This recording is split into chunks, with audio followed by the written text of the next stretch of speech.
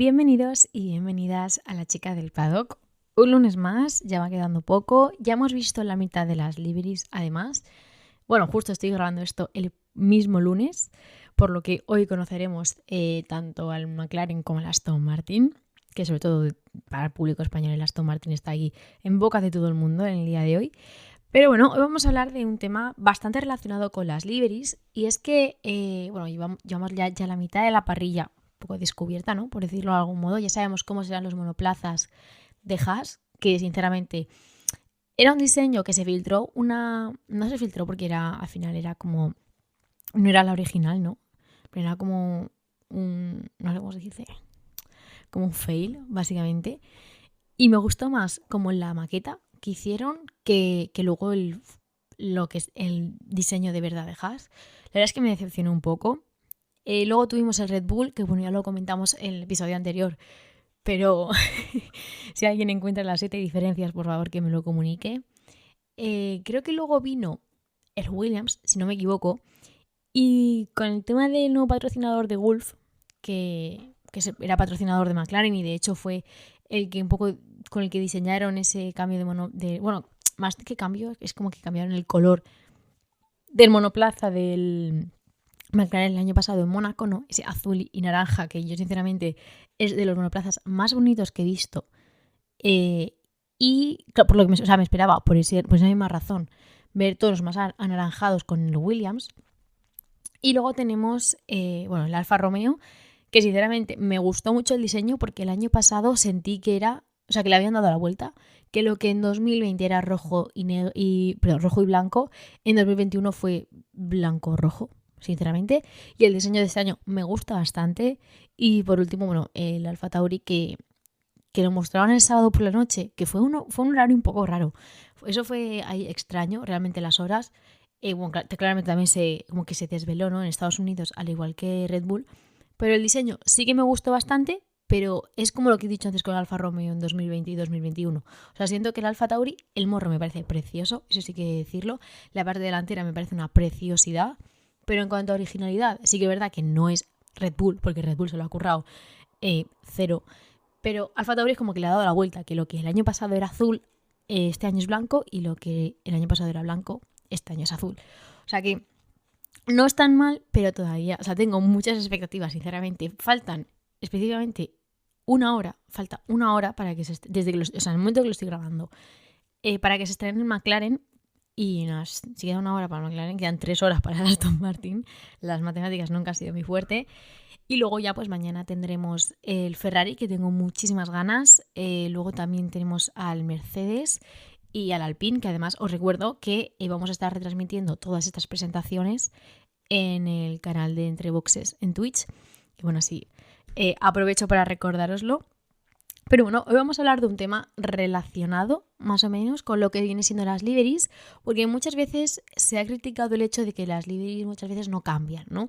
Por ejemplo, en el caso que hemos nombrado antes, Red Bull desde 2005-2006 realmente no ha variado casi nada el diseño. Sí que es verdad que si algo funciona en el coche, no es un punto tan importante la pintura, pero sí es relevante, ¿no?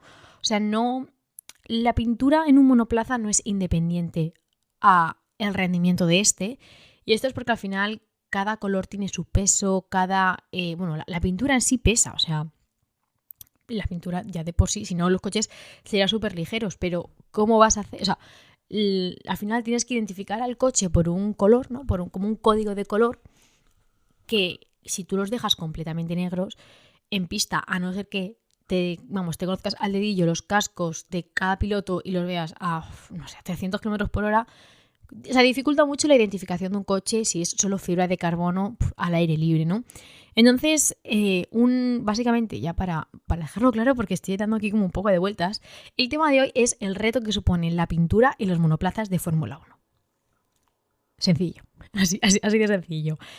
Y es que con el cambio de reglamento en 2022 se aumentó el peso mínimo de los monoplazas, que anteriormente estaba en 752, y pues en este nuevo reglamento está en 795 en un principio, que posteriormente se elevó a 798 kilos, porque los equipos se habrían sobrepasado, ¿no? O sea, tenían como ese sobrepeso que a principio de temporada se estipulaba que tanto Mercedes como Red Bull habían sobrepasado en 15 kilos, luego Ferrari 10 y si no me equivoco tanto McLaren como Haas 5 kilos y el que más se acercaba a como la cifra estipulada era Alfa Romeo. De hecho salió como creo que fue Helmut Marko diciendo que claro, al final si hay un equipo que ha conseguido acercarse a esa cifra, plantea la posibilidad de que de un modo u otro todos los equipos van a poder acercarse.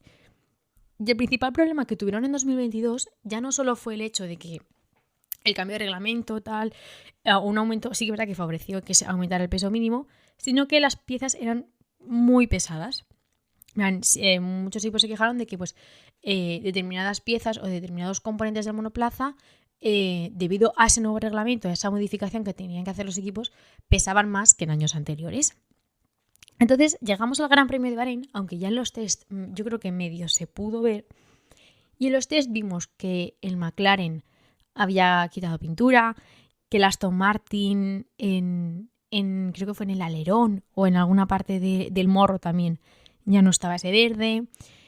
Bueno, en el caso de McLaren, que no lo he dicho, el McLaren, por ejemplo, en la aleta superior, si ves la foto de la livery, hay un artículo en Motorsport que todo el tema del peso mínimo, que es donde más o menos yo he buscado la información para el podcast de hoy, hay una foto que se ve perfecta, pero lo que es perfecta, porque te muestra el coche de manera lateral de la livery, ¿no? De cómo se mostró el primer McLaren de 2022 y posteriormente el que pudimos ver en Bahrein. Y ves cómo ya no solo es la aleta principal, sino también el alerón de atrás, a una parte lateral también le quitaron pintura y dejaron al descubierto la fibra de carbono, porque este sobrepeso, o sea, tú al final puedes decir, wow, pero la aleta la aleta de arriba tampoco es como tan importante, ¿no? Pero al final estás quitando peso. Y vamos, quitar peso es sinónimo de ganar 1 o 2 décimas. Y es que, ¿cuántas veces Carlos Sainz, me voy a poner Carlos Sainz porque es que en esta temporada le ha pasado como más de 3 veces. ¿Cuántas veces Carlos Sainz no ha conseguido la pole? Por centésimas.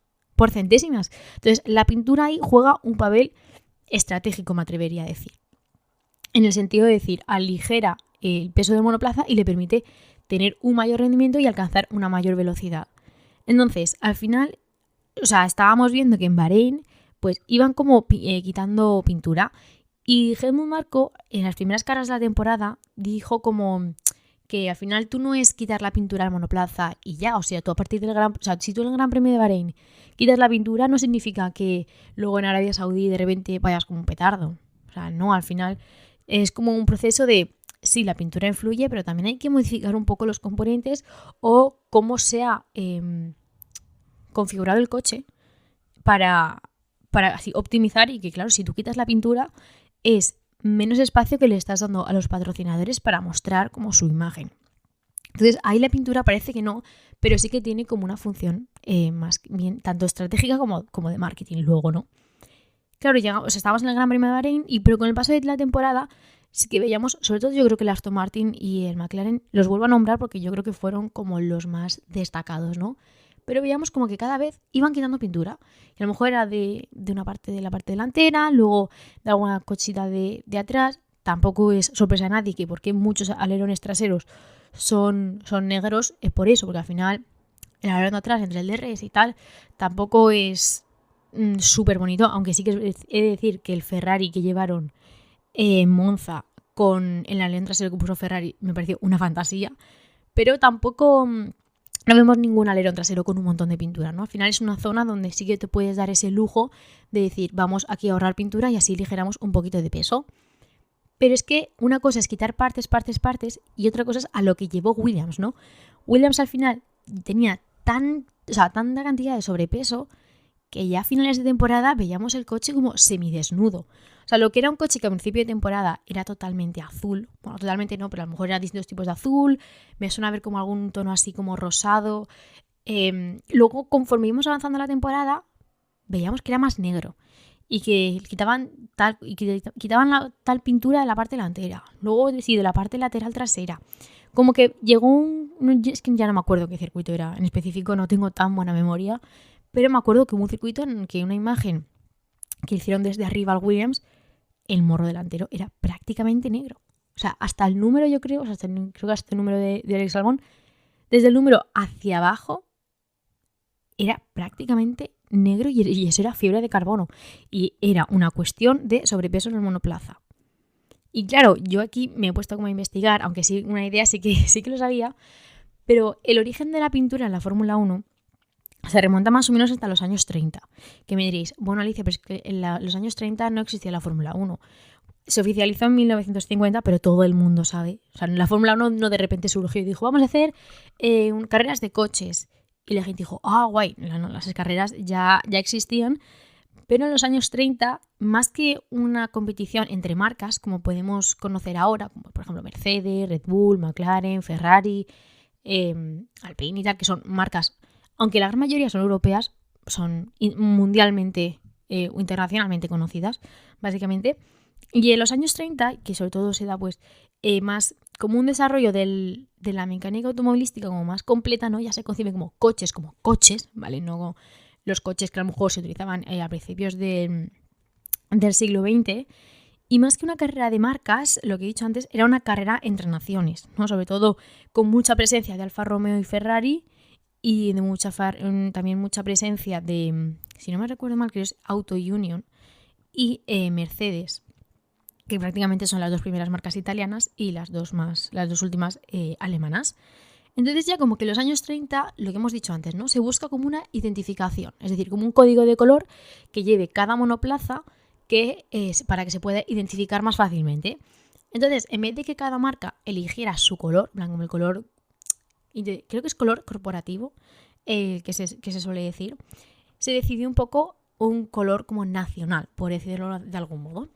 Entonces, los equipos italianos corrían con el color rojo. De hecho, de ahí se puede un poco llegar a la conclusión de por qué Ferrari es rojo, y es que por sus inicios los monoplazas italianos corrían con el color rojo, los franceses con el color azul, que actualmente el mayor ejemplo que tenemos es Alpine, luego los ingleses el color verde, que ahí un poco te puedes pensar en Aston Martin. O sea, estamos hablando de los años 30, de hace más de 90 años, pero no es tampoco tan distinto a lo que estamos conociendo como la Fórmula 1.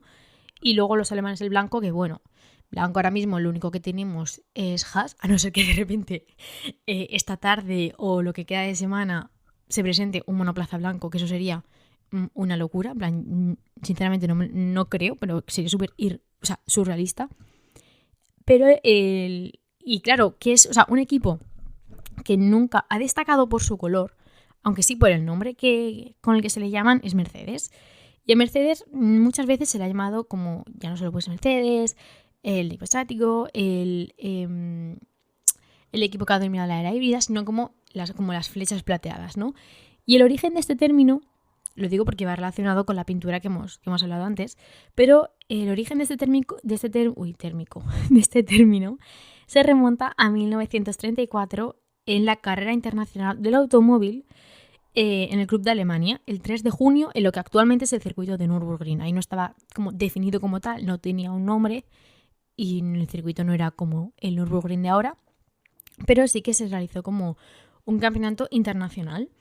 Y lo que se estableció para ese campeonato en específico es que el peso mínimo de los monoplazas era de 750 kilos, porque encontraban monoplazas que incluso llegaban a los 1000 kilos como monoplazas súper ligeros. Entonces lo que querían era como una mayor igualdad en cuanto a peso del monoplaza. Y si pensamos, realmente eran 750 kilos, que en 2020 y 2019 era el peso con el que tenían que contar los monoplazas de Fórmula 1. O sea, realmente no es un peso tan alocado que puedes decir, ¡guau! ¡Qué bajo! No sé qué, y ahora pesan casi 800. Sí, pero es que en 2019 y en 2020 los monoplazas tenían un peso mínimo de 752. O sea, no era un peso tampoco tan heavy, ¿no? Para aceptar. Y el caso está en que pues las pruebas que hicieron antes supongo que sería como lo que era la FIA, en plan, ¿no? Como el organismo que regulaba toda esa competición, pues estaba midiendo los coches, tal. Y el Mercedes de la época, o sea, el Mercedes que competía en Alemania, pesaba 751 kilos. Es decir, sobrepasaba 1 kilo y le prohibieron correr. Le prohibieron correr a priori, ¿no? Porque el director técnico de Mercedes, que era Neubauer, que no sé si lo he pronunciado bien, pero es Neubauer, decidió que para aligerar ese kilo, porque es que era 1 kilo de pintura, o sea, si actualmente la FIA fuera como más rigurosa y dijera, no puedes correr porque has sobrepasado este peso mínimo, no tendríamos... Mira, entre que Red Bull y Mercedes se pasaron, Ferrari también, McLaren y Haas, ya te has llevado a la mitad de la parrilla. Pero el problema es que estábamos en 1934, tampoco estaba muy desarrollado lo que era como la mecánica automovilística, y lo que Neubauer decidió fue lijar el coche. O sea, lo que es lijar de lijarlo, para así, pues como cuando lijas un mueble, ¿no? Para quitarle la pintura, y logró esos 750 kilos que le permitieron ya no solo competir en la carrera del domingo, sino además ganar la competición. Y es por ello que al final, gracias como a esa victoria se le denomina como flechas plateadas. Entonces, es una historia que realmente lo piensas y dices, ¿cuán determinante es la pintura en la Fórmula 1? O sea, claramente ahí no era Fórmula 1 como tal, pero era una competición de coches. Y te demuestra que, aunque tú lo puedas percibir como, no tal, pues yo quiero un coche con multitud de colores. Bueno, es que los colores pesan. Y que los colores pesen y que cada color pesa de una manera. Ya no me he metido a buscar si el azul pesa más que el rojo. No tengo tampoco ese ultra conocimiento súper sabio. Pero sí que te demuestra que la pintura, o sea, que ya no solo influye a la hora de desarrollar un monoplaza, el término de aerodinámica, motor, no, la pintura también influye, y sí que es verdad que al final cada marca tiene que tener un color corporativo y tienen que tener en cuenta cuánto pesa ese color para luego poder desarrollar o cuánto margen tienen para desarrollar el resto de piezas del monoplaza. Entonces, pues por esto ya es como se están haciendo como súper cortitos los últimos episodios. También me gusta bastante porque luego sé que va a empezar la temporada y pues me voy a tirar como media hora hablando de la carrera, sobre todo si pasan la mitad de cosas que pasó en la temporada pasada. Pero bueno, hasta aquí el episodio de hoy de La Chica del Paddock. Espero veros a todos los que estéis escuchando este episodio antes del directo de Entre Boxes. Espero veros por Twitch. A los que lo estéis escuchando más tarde, bueno, no os preocupéis porque tanto mañana día 14 como 15 y el 16 de febrero también vamos a estar retransmitiendo para reaccionar tanto al Mercedes como al Alpine. Entonces, bueno, pues os deseo un feliz lunes, una feliz semana de Libris, que ya tendremos, o sea, cuando volvamos a hablar el próximo lunes ya se habrán mostrado todas las Libris. Y sinceramente no sé con qué información me va a dotar la Fórmula 1 para seguir hablando hasta los test de pretemporada. Pero bueno, os deseo un feliz lunes y nos vemos el lunes que viene.